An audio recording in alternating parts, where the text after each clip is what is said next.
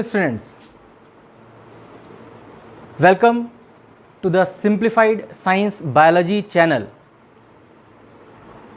In this video, we are going to start the third part of the chapter 3rd, that is reproduction. इससे पहले हमने class 12th के लिए 2 videos upload करी थी जिसमें हम रिप्रोडक्शन चैप्टर पढ़ा रहे थे, मानव जनन। और इससे पहले की वीडियो में जो प्लेलिस्ट में आपको अवेलेबल रहेगी, हमने आपको मेल रिप्रोडक्टिव सिस्टम, नर जनन अंग के विषय में बताया था, जहां हमने टेस्टिस की संरचना और किस तरह से उसमें टेस्टिस के स्ट्रक्चर के साथ साथ कैसे स्पर्म फॉर्मेशन होती है, शुक्राणु बनते हैं, ये आपको समझाया था। इस पार्ट में हम पढ़ेंगे नेक्स्ट टॉपिक, दैट इज मादा जनन अंग, female reproductive organs.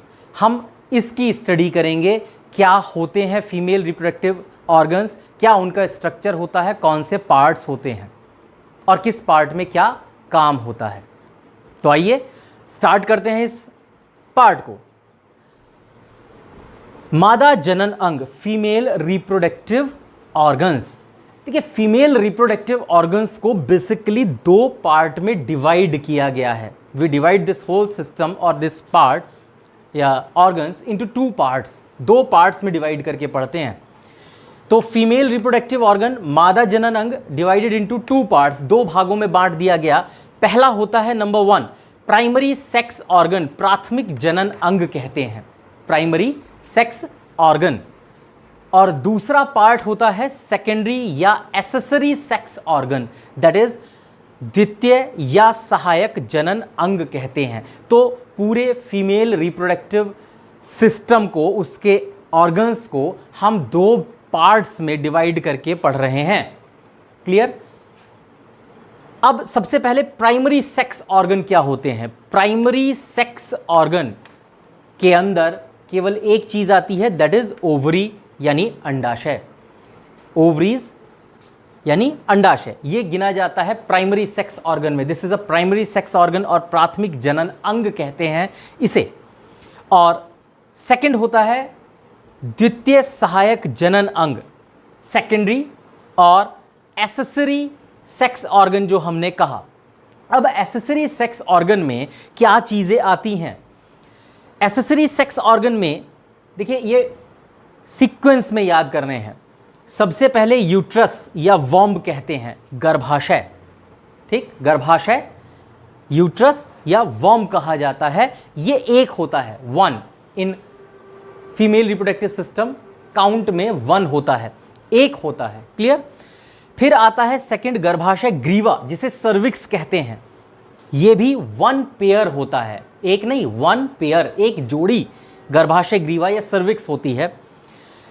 अंडवाहिनी, fallopian tube कहते हैं, फैलोपियन ट्यूब भी 1 पेयर होती है, अंडवाहिनी। योनि यानी कि वेजाइना कहा जाता है, ये 1 होती है, सिंगल। नेक्स्ट बाह्य जननेंद्रियां या एक्सटर्नल जेनिटल्स कहा जाता है, ये एक्सटर्नल पार्ट होते हैं फीमेल के, minor and major parts. And next is स्तन ग्रंथियां या मेमरी ग्लैंड्स कहा जाता है। ठीक, 1 पेयर। अब इसमें ये लास्ट के 5th एंड 6th पार्ट जो हैं, that is external genital and mammary glands, they are not directly involve in female reproductive system. ये मादा प्रजनन तंत्र में सीधे सीधे इन्वॉल्व नहीं होते। ठीक, ये डायरेक्टली कोई रोल प्ले नहीं करते फीमेल रिप्रोडक्टिव सिस्टम में। तो मेन पार्ट्स वैसे 6 हैं, लेकिन 5th and 6th part directly role play नहीं करता। तो uterus, cervix, fallopian tube, vagina, external genitals and mammary glands are the parts of this secondary और एसेसरी सेक्स ऑर्गन्स। तो 2 कैटेगरी में हमने इसको डिवाइड किया। डियर स्टूडेंट्स, आपको ये इसी सीक्वेंस में याद करने हैं। ठीक, सीक्वेंस को मेंटेन कीजिएगा। अब ये जो हमने यहाँ लैंग्वेज में लिखा, इसको हम डायग्रामेटिक रिप्रेजेंटेशन में शो करते हैं कि फीमेल रिप्रोडक्टिव ऑर्गन्स कैसे होते हैं, कैसे लगे होते हैं। This is the diagrammatic representation of female reproductive organs. देखिए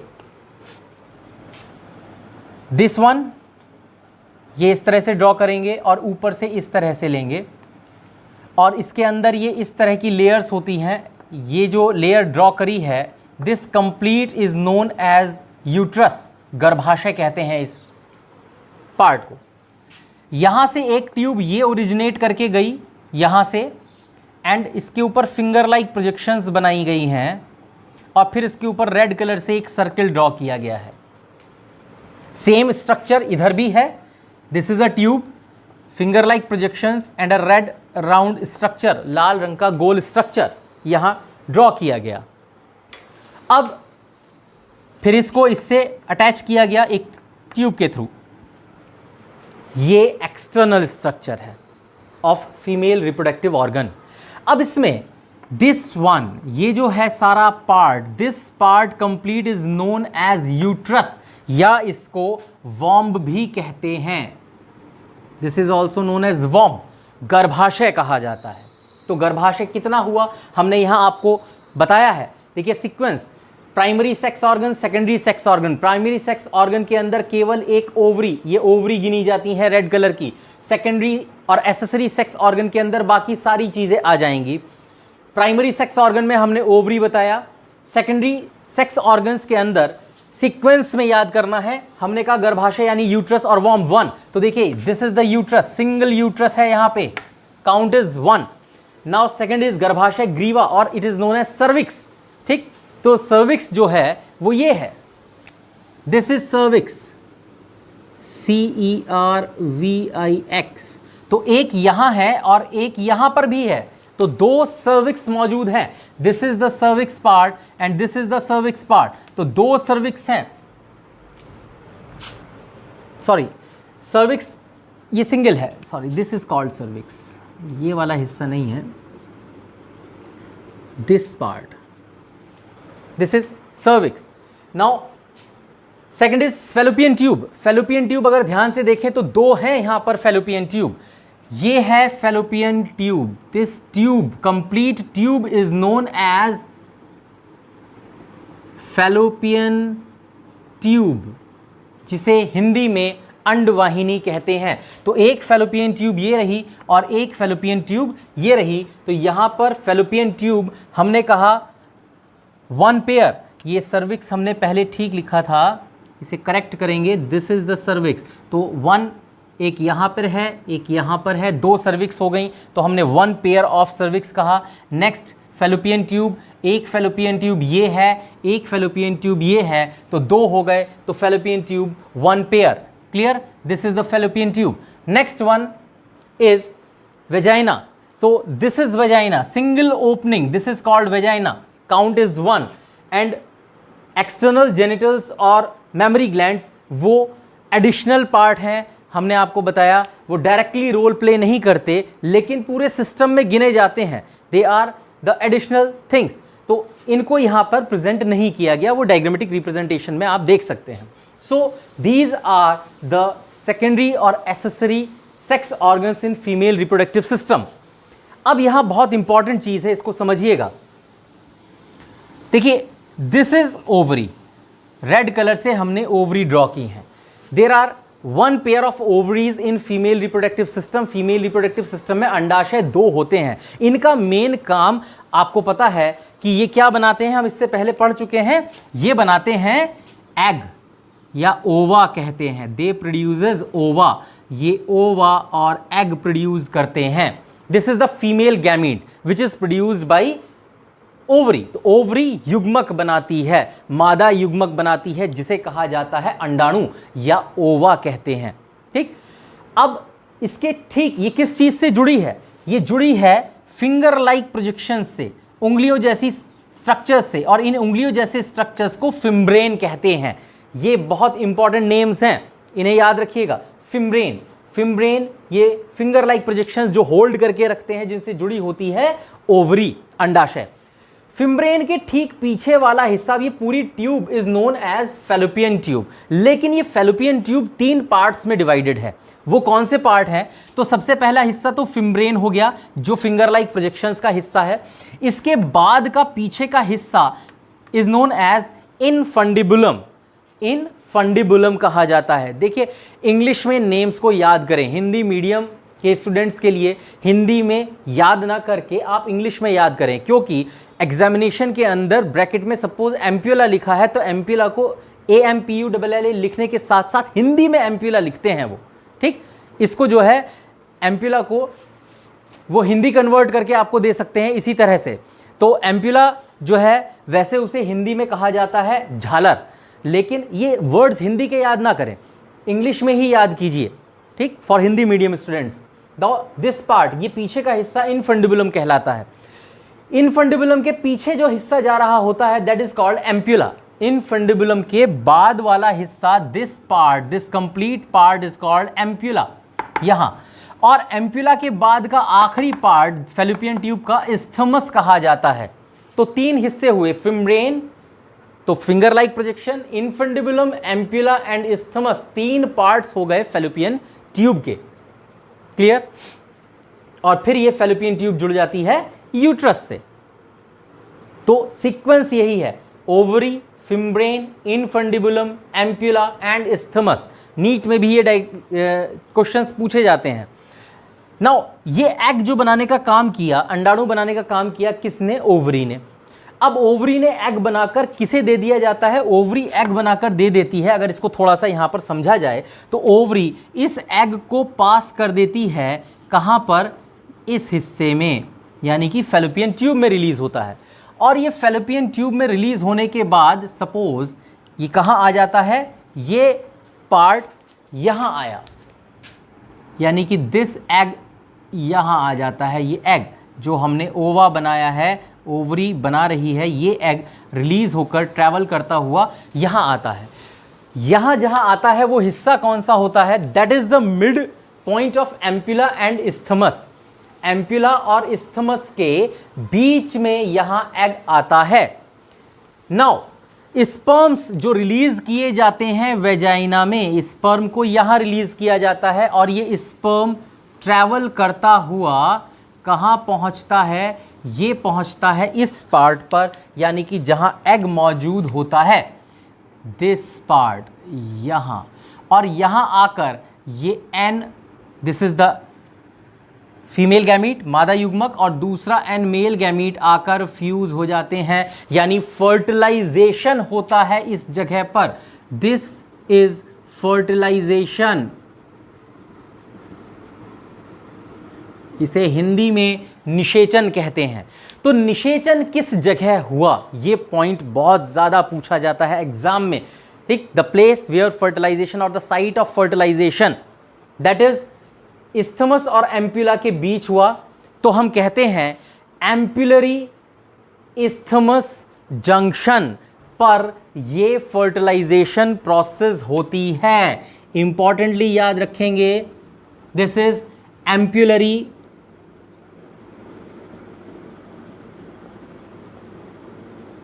इस्थमस जंक्शन।